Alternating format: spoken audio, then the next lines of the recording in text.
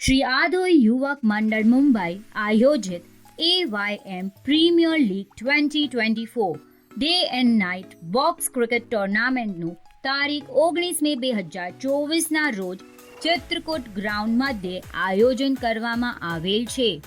Tough cricket ટુર્નામેન્ટના નિયમ અનુસાર દરેક ટીમનું સિલેક્શન AYM ક્રિકેટ કમિટી અને ટીમ સ્પોન્સર દ્વારા કરવામાં આવશે. દરેક ખેલાડીઓએ ફોર્મ સ્ક્રીન પર ફ્લેશ થતા સેન્ટર ઉપરથી મેળવીને રજિસ્ટ્રેશન કરાવવું જરૂરી.